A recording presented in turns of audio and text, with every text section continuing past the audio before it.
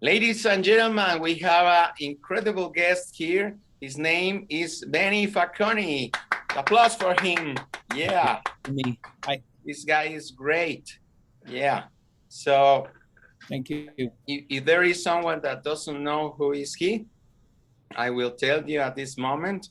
So this guy is a genius. He's a recording engineer, mixing engineer, and record producer known for his work with Latin superstars like Ricky Martin, Santana, Maná, Luis Miguel, Enrique Iglesias, Marco Antonio Solis, Joan, Sebastian, Juan, Gabriel. So, ladies and gentlemen, we have here a genius. Welcome. Genius. Thank you. How you doing, Benny? I like that word. I'm a genius. We just enjoy music. Great. I know that you was born in Italy, but you went to Canada, and now you live in California. Is that right? Yeah.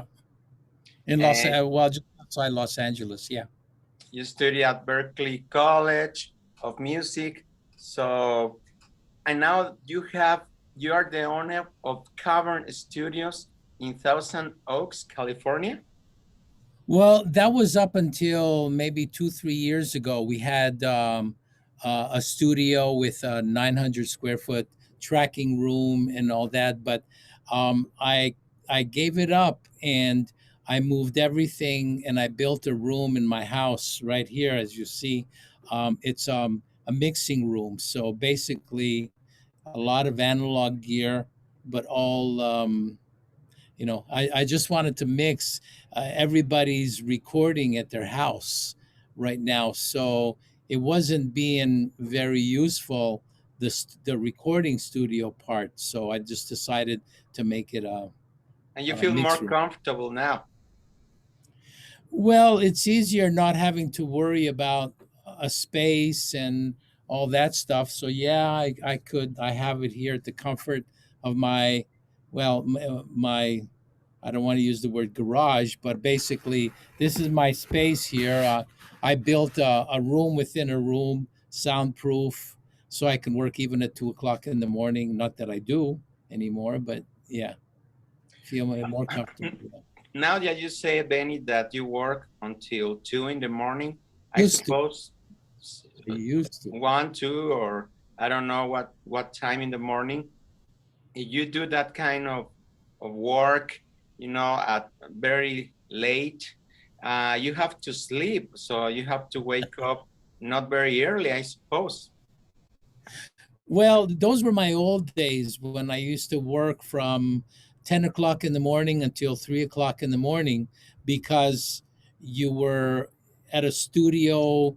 They charge per day and you have to get as much work done as possible, and you only have one day to mix um, um, a song. But now, because I'm at the comfort of my own place, I take my time. I spend maybe even sometimes 3, 4 days to mix one song, which is kind of nice because I can go away, come back, and get a fresh perspective on the song, and I don't have to worry about studio time. I just worry about my time. Yeah. Wow. So it's easier. Yeah. And talking about success, what is the meaning of success for you, and how is the process to achieve it? Um. Oh boy. Well, doing the best that you can, with what you have. So my thing was always, well, first of all, I was lucky enough to start working with these people when their career started. For example, Mana, basically, we started at the same time when they were Sombrero Verde. Luis Miguel, I did his first record up until Arias, so like 5 or 6 records. Ricky Martin from the beginning. So I was lucky to be there. But whatever project I was doing, I was trying to, do the best I can. But as an engineer or mixer, it's not like a producer where you have any say in the production. You have a say in the sounds, how you record everything. But I used to be worried about the mixing side because then you were involved in the whole project. So in the beginning, I would be recording from the basic tracks all the way to the mixing. And whenever recording, I was always worried about how it translates in the mix side of it. So not only when we're recording guitars, let's say, I would not only worry about the sounds and the performance, but also how I would mix it at the end. So I was always giving my, no sé cómo dice en español, my 2 cents, my advice Oh, that how it would affect mix. tus consejos. Consejos? Yeah, you speak a little bit of My opinion? Spanish. Yeah, yeah. So, but that's why they would always call me a pain in the ass because I would always worry, if the snare sound wasn't something that, was as good as it could be, I would fight to try and make it um, as good as we can or the performance because I'm always worried about the final product. So that's what's going on. Half an hour. Excuse me, one sec. Yeah, Give me 1 second. yeah.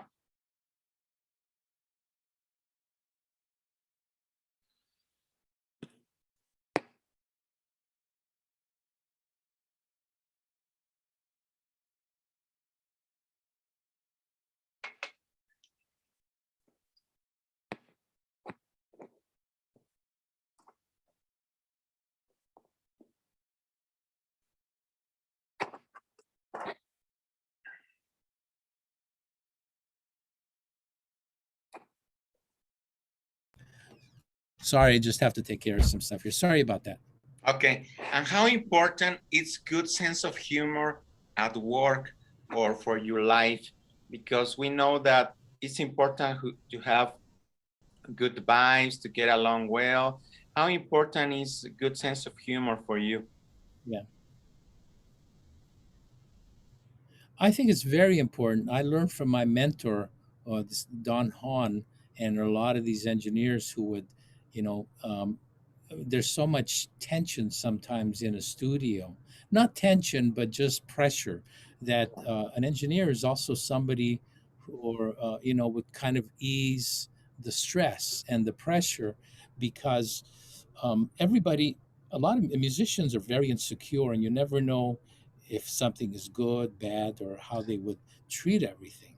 So you try and lighten it up, and recording or music really affects how the how the vibe is in the studio. It affects the music too. So it's very important to be um, not stressed out like the artist and the producer, and also to make everybody comfortable. For example, when we were doing Luis Miguel in the beginning, um, everybody's always impatient, so I was trying to figure out how can we make this um, more what's the word I'm trying to think of, more relaxing. So I started, we because we had the budget, obviously, Luis Miguel, I would rent some plants and a couch and make the studio vibe like a living room.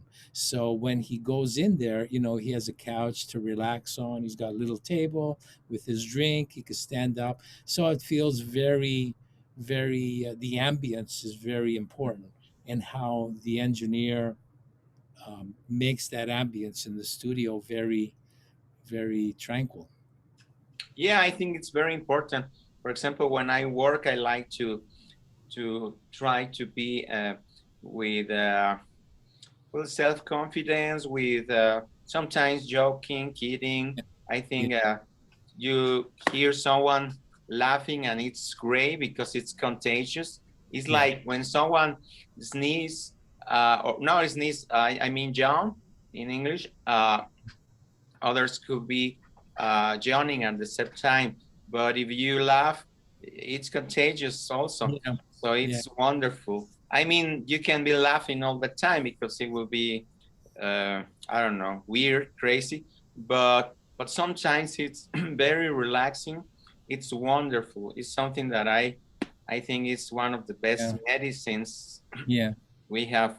So what? It's a little different today because you're going to somebody's house, or you're in a lot of it has to do with the pressure's not the same today in terms of you're always you get a musician to come to the house. It's not like you've got a tracking session with 4 or 5 people that are very expensive. You bring one at a time, and today it's a little more relaxed. um, and the pressure is not so much as to get the performance, because a lot of people today think because they have Pro Tools or Logic that you can fix the performance. So they'll come in, spend 2 or 3 hours, get whatever part they're looking for, and they'll fix it. But they're not thinking today about the feel and the performance as much as they are just capturing whatever they've got, and then they'll fix it after. So that kind of takes a little bit of the pressure off. And if you have to spend more time, you're not paying thousands of dollars like we used to with the studio, with the engineer, with and you call a musician today, he's coming to your house, say, yeah, I'll do one song for a certain amount of money, where before you would book him, 3 hour session for a great studio player would be 900 to $1,000 for every 3 hours. So you're under stress. But now it's a little easier, but that pressure to get something great is different. It's a different time today, right now. Oh, thank you for telling us all this, because a lot of people doesn't know what is behind the artist, and there are genius like you doing great things in the studio. So it's very important to know about this. And you like the word genius, you said. No, I think it's a little too much. Genius. Creative. Let's use the word creative. I'm a little more Very creative. creative, my friend. Yeah. And but is there a favorite artist or band that is your favorite band of all time or artist? That I've been working with, or just in general that I listen to? Yeah, in general, in general. Oh, well, it always has to be. I still love the music of the '60s and the '70s. I still my favorite, obviously, the Beatles, because of the songwriting, because of the everything. The Beatles are number one to me. But I try and listen to the new stuff today, and I teach at Cal Lutheran University certain some music production classes. So what I try and do is, because it's hard as you get older to stay current and to stay modern with who's coming out, what type of music, whether it's hip hop, whether it's reggaeton, whatever it is. And it's hard to stay current. So I try and understand what's happening in today's music. But today it's more about, the artist, the one single that they have. It's not like the old days where you have this amazing um, artist that every album was just so great. Now it's an artist has one great song, and then you never hear from them anymore. And then somebody else comes out with a great song, or a great singer, and then you don't hear from them anymore. So it's hard to stay on top of some great, like Billie Eilish. I know because she was very popular, and she still is. But she's coming out with a new record. If the new record isn't as successful, then somebody else will be popular. So I'm always trying to figure out how to stay current, and not always look at musicians, because today they want to do beats. They don't write songs, they write beats. So I'm trying to, how to work it out where um, with the difference between a great song and a great beat. Great. I like to hear that. And you know, I like that you said the Beatles because it's my favorite band of all time. Yeah, And good. and well, they were so great with the melodies. John Lennon, Paul McCartney, and doing, I don't know. It's incredible what they did for me when I listen to all that music. Yeah. And you know what? I have here a Venetia. Venetia is in English. Uh, Venice. Venice. Yeah, Venice is true. Yeah. I was forgetting that word. Yeah. Venecia en español. So I suppose that you were born close to Venecia, no? No, not really. I was born, well, if anybody knows where Rome is more central on the Mediterranean side. I was born kind of central on the Adriatic side of kind of from Rome, just a little south. Venice is more north, where Milan and Torino, all those, the northern part, just above Florence. It's about maybe a 3 hour drive to Venice from Rome, but it's about 1.5 hour drive from Rome to where I was born. Well, I'm in Mexico, but in Venice at the same time because it's in my background here. So, Yeah, and in California at the same time because I'm with you. So I can be in different parts of the world. So that is great. it Yeah. is. Yeah, it's a different. Like I said, it's a different time. Nobody. Well, that's the other thing that I try and kind of talk to my students about is, it's hard today because we do music up by ourselves in a room or whatever. You program, you do drums, you do bass, but I'm still, on that side of it, I still believe that it's very important when you're recording music to collaborate. Like, I like doing tracking sessions, not just a drummer, but bass, drum, a guitar, and maybe a keyboard or a singer, because there's collaboration and there's creativity in the music that you're recording. Today, just you have a demo, you bring a drummer in and you put the drummer on top of your demo. So it's hard to the drummer is playing with a demo, so the sounds, everything sounds great, but that's with a demo. But by the time you start building it and everything else sounds better, the drums, which is the first thing you did, don't sound as good as everything else, because the drums sound good with the demo but not with everything else. So you know it's like the reason why it's a tracking session, because you develop your foundation and musicians are working with each other. It's like a live session. It's so much more fun and so much more creative than one person at a time. Yeah. So we talk a lot about the good things in the music business, but is there something, Benny, that you don't like in music business or working with the artists? Not today, not really. The only thing that is frustrating, shall I say, especially in the Latin music side, because I do a lot of Latin, is it's all reggaeton, nothing Yeah. else. And nobody wants, they won't support, whether it's rock, whether it's pop. They don't support anything else because reggaeton is selling. Everything else, well, it's not important, and it's always been that way. When I was doing like pop rock, and then all of a sudden, Sin Banderas and all the boy bands came in, everything else wasn't important.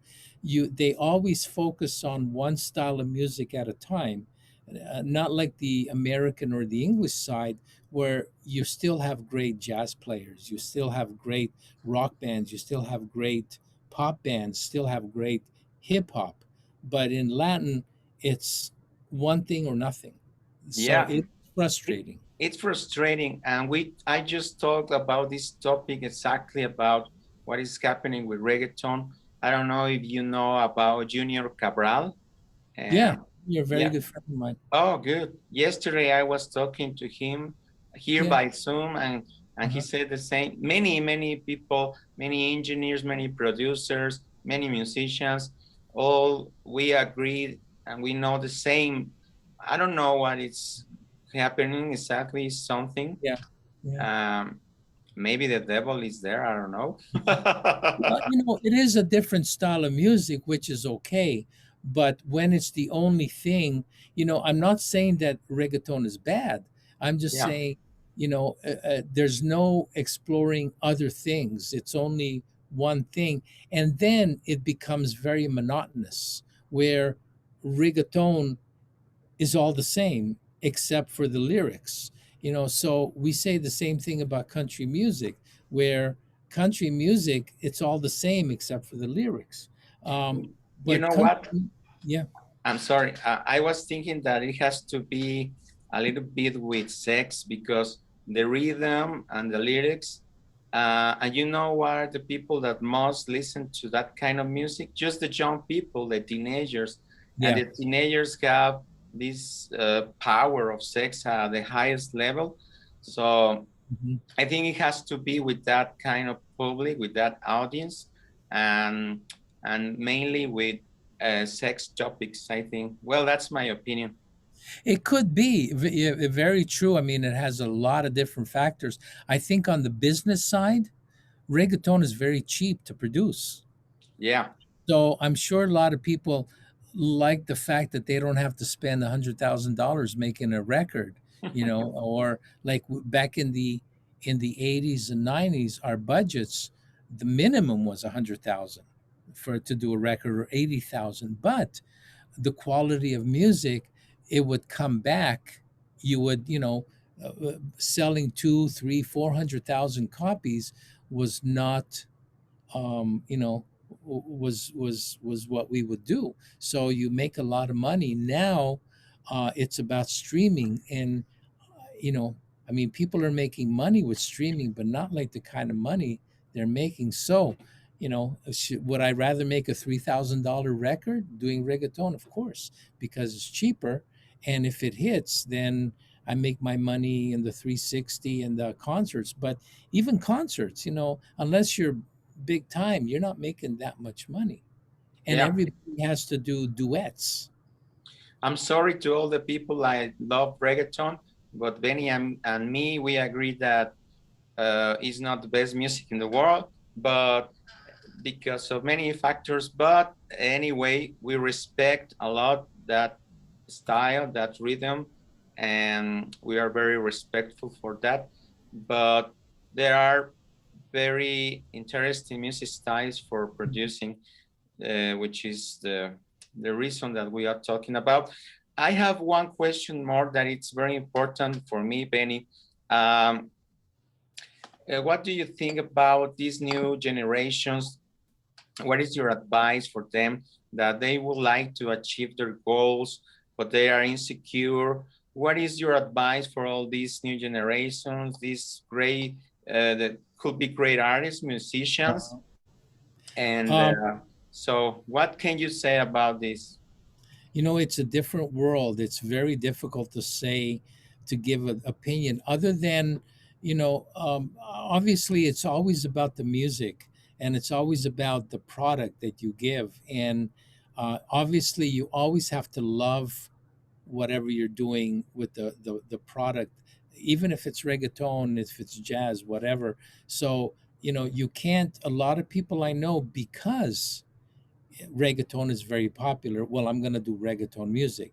But unless you have that feel, that spirit, that to do that, it really doesn't come out that way. So you really have to find your strengths, and do something um, that is not only creative, but also, you're just not copying somebody else. It's good to be influenced by other people, but not always copy them. And that's what, on the Latin side, what a lot of the music business wants you to do. Well, if you don't sound like this guy, then forget it, because you're not going to sell, because you don't sound like him or him or him or her. or whatever. So, obviously you always have to love what you're doing, but also you kind of have to find that perspective of taking yourself out, and as a listener, to love what you do. So as an example, if you open up a food restaurant, and you make the place beautiful, but then when you sit down, the food has to taste just as good as the place. If not, then people won't come back and come to this beautiful place because the food isn't good. So it's always about the music first and foremost. And and so my whole point to that is getting back to good songwriting, getting back to that, I think is still important. And even though as an engineer, I'm not a songwriter, and I don't listen to lyrics that much. I listen to the groove and I listen to melody because I'm more of music kind of a person rather than lyric and just vocals. So it's trying to find that groove and trying to find that um, the spirit of the song, that is important. And today we worry so much about computers and beats that we're not really listening to the song. When I was working with some great songwriters like Armando Manzanero, Juan Carlos Calderon, Rafa Perez Botiga, and on the Latin side, their arrangements were awesome, which I consider a beat. They wrote a beat, but also their melody and their story, which Yeah, was very important. And I think that's what the I don't want to say new generation, but because it's so easy to play the laptop and not to play an instrument, that you lose yourself in the beat rather than on the song. yeah. I would like to know to that they are more artists in this world doing this kind of music like in the old days. Right. I don't know why we are losing all these kind of melodies, lyrics, but it's changing a lot. Like we said with the reggaeton and new styles and fusions and all this. But I hope we still have a few bands or artists doing the best music in the Yeah. world Yeah. because this is what we like to listen to. And collaborating with other people, because music is a collaboration. It's not like writing a book or writing lyrics. You're collaborating with other people because you're trying to create a feel to give to other people when they're listening to music. It's not, when somebody creates a picture, it's about what people look at it and the feel and what they get out of that picture. And we try and do that with music, but because we open up our computer so easily and we find the beat, and all of a sudden you're into the beat, then we lose the perspective of the overall picture and what we're trying to do. So, I mean, I think it's kept getting better and better, and um, it's developing more. But I think it'd be nice to do collaboration. So if somebody's a great beat player, which could be good because that's like saying, well, I'm a good a music person, and then somebody is a good melody and lyricist, get together more rather than just one person doing it all. So as an example, Elton John is great, but I don't think he would be as great without Bernie Taupin's amazing lyrics. I Yeah, think Lennon and McCartney, were good together. So there's a lot of things that we don't do anymore because we're stuck in our own little cave. yeah, that's right. Thank you very much for this nice conversation, these Thank you. great advices, and for all your energy to this music Appreciate world. it. And we hope to have a lot of Benny Faccone for many, many years, decades, Well, thank you. working a lot in the music and I'm having still old school. success. I'm still old school. I don't do digital stills. I'm stubborn. Oh, no, I love it. It's great. thank you very much for all this. And people love that kind of this old school. So it's wonderful. Thank you for all this. You learn a lot. You're doing a lot of wonderful things in the music. So thank you very much for these creations, for these albums, for these great songs. And I hope to see you soon, my friend. And thank you for being here in A New Reality with Arnold Garcia. Thank you very much. Benny Faccone. Ciao. Faccone, number one. Gracias. Thank you. Bye. Bye-bye.